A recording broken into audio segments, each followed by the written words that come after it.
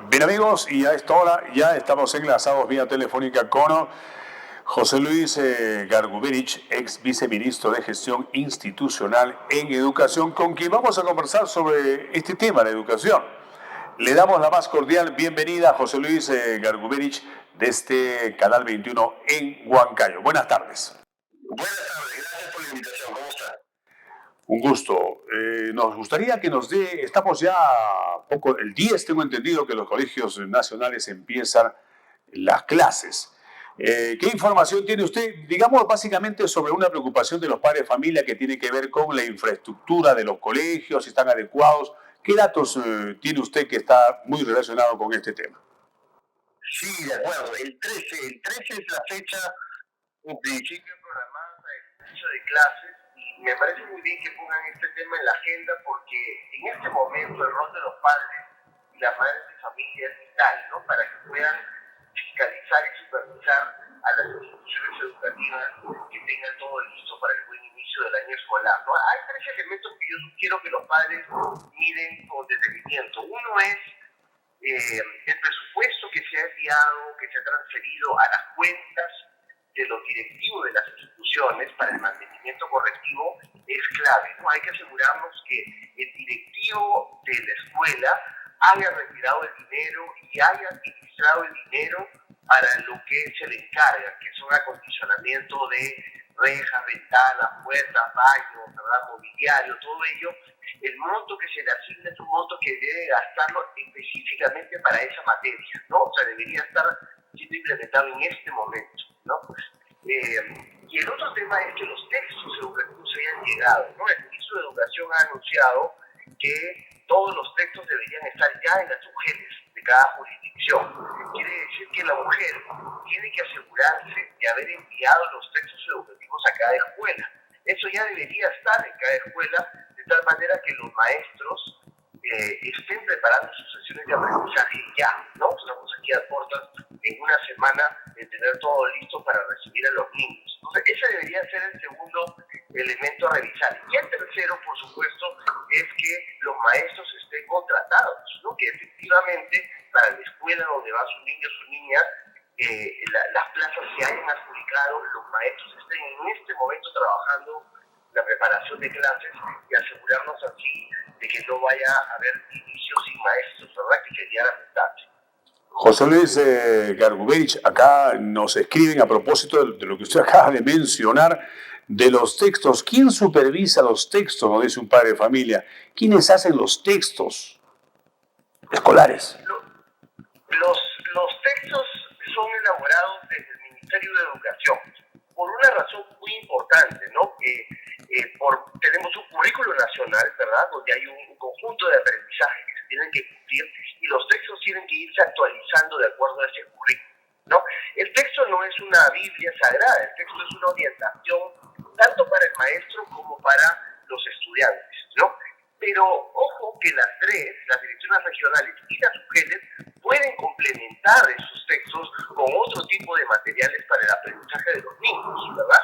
Pueden complementarse con temas que sean más pertinentes al territorio, a la realidad cultural, qué sé yo. Entonces, el texto es una referencia general, pero el texto es elaborado desde el ministerio y enviado desde Lima, ¿no? Por un tema de economía de escala, digamos, se fabrica, se produce a nivel nacional y se envía a todas las mujeres del país, ¿no? De tal manera que esos textos, como les decía, ya deberían estar en este momento en la escuela.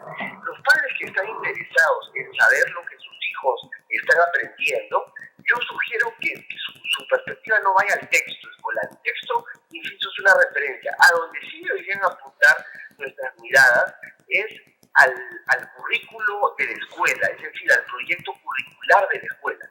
Cada padre debería saber cuál es el proyecto curricular de la escuela. Eso incluso está publicado. Uno debería poder ir y decir cuál es el proyecto curricular de esta institución. ¿Qué es lo que mi niño va a aprender este año? ¿No? En base a qué competencias, en base a qué cursos. Y esa supervisión me parece que es muy sana porque uno se involucra, digamos, en la vida del aprendizaje de su hijo. ¿Hay diferencias entre este proyecto curricular en las escuelas públicas y privadas? No debiera, porque este es un currículo nacional que uno tiene que cumplir, ¿verdad? En términos del derecho a la educación, hay que garantizar que todos estemos aprendiendo lo mismo. Pero los proyectos curriculares pueden tener adaptaciones, por supuesto, porque cada territorio mira los ejemplos, ¿verdad? Las referencias, los mitos, las historias, como yo hago ejemplos en las matemáticas usando los recursos de la zona, ¿verdad? Los nombres de los territorios de la zona que son donde los niños, donde las niñas se desarrollan, es vital. Entonces, efectivamente, el proyecto curricular de cada escuela es diferente con el añadido de que tiene que asegurar los aprendizajes fundamentales. No puede renunciar a ninguno de los enfoques del currículo nacional. Pero las temáticas, ¿verdad? Las temáticas que va a desarrollar en la secuencia que lo va a hacer y cómo los cursos se articulan y se comunican entre sí, esa es decisión de cada escuela y hay autonomía de cada escuela. En cuanto al presupuesto que se le designa al sector de educación, siempre se habla que es escaso. ¿El presupuesto que se designa al sector de educación se está utilizando adecuadamente? ¿Debería ser mucho mayor? ¿En qué áreas debería haber mayor presupuesto? Piensa usted como especialista en estos temas, señor Garguberich. Yo creería que todavía el sistema educativo, el tema no es un monto de presupuesto que yo diría que se necesita cambiar, sino su organización al interior, ¿no? Uno, porque, como ustedes saben, el sistema educativo es muy centralista. El presupuesto, sobre todo, está en el nivel nacional, que transfiere a las regiones, a las mujeres, un presupuesto que muchas veces es solo para el funcionamiento regular, ¿no? Lo que se llama el gasto corriente. Pero no hay una transferencia relevante para las iniciativas, para los proyectos educativos de cada territorio.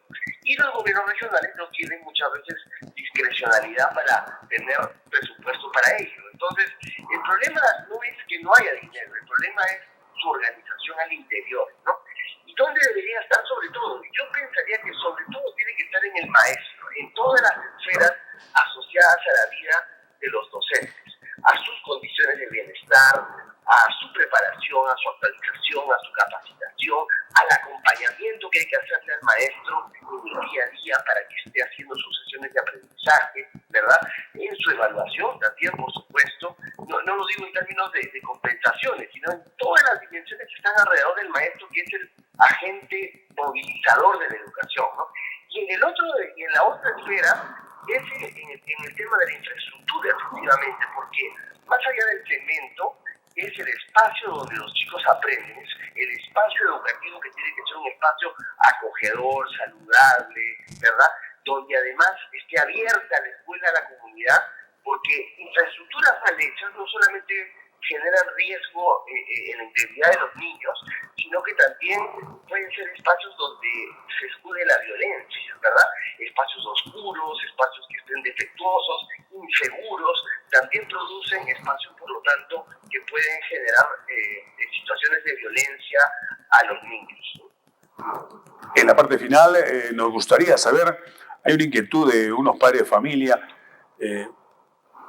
después de la pandemia, los alumnos han perdido 2 años de enseñanza.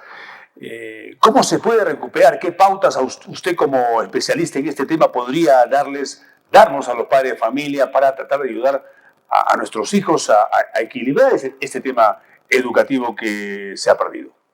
Sí, está muy bien. Esa debería ser nuestra preocupación. Debería ser la preocupación del Estado, porque este no es un año cualquiera, este es un año en donde deberíamos tener una estrategia de recuperación de aprendizaje después de casi 3 años, 2 años, digamos, más intensos de aislamiento y un año un poco en proceso de volver a la presencialidad. Pero los papás sí tenemos un rol importante de involucrarnos, ¿no?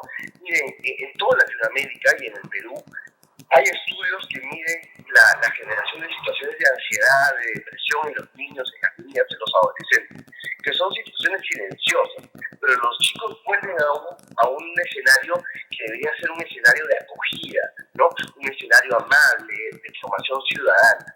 Por lo tanto, los padres hay que estar involucrados en que eso sea lo que esté siendo recuperado, ¿no? Que los niños vuelvan a casa y les puedan comentar qué están aprendiendo, sobre todo en términos de interrelación, ¿no?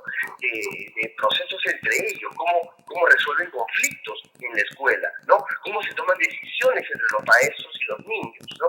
Cómo se desarrollan los aprendizajes, cómo se apoya al que no puede aprender a la misma velocidad que el otro.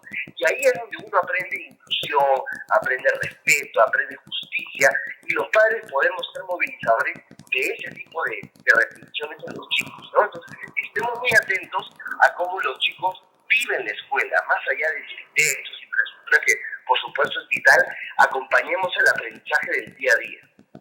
Interesante aporte de todo lo que usted ha mencionado, pero básicamente esto último para los padres de familia, que a veces nos sentimos inquietos por la educación de nuestros hijos y que se ha visto alterada por estos años complicados. José Luis Garguberis, ex viceministro de Gestión Institucional en Educación, muy amable por su aporte a este programa, Canal 21 Huancayo. Buenas tardes.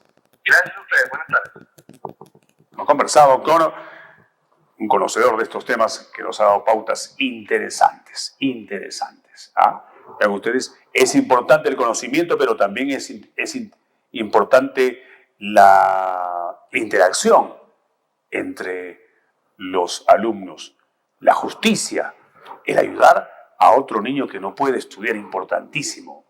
Importante, tema que antes, en mi época, no se tenía ni siquiera, o se veían de lejos, más se daba importancia a los temas académicos. Ahora, estos temas llamados también habilidades blandas son vitales para el desarrollo de los niños y sobre todo para que puedan desenvolverse con capacidad más adelante.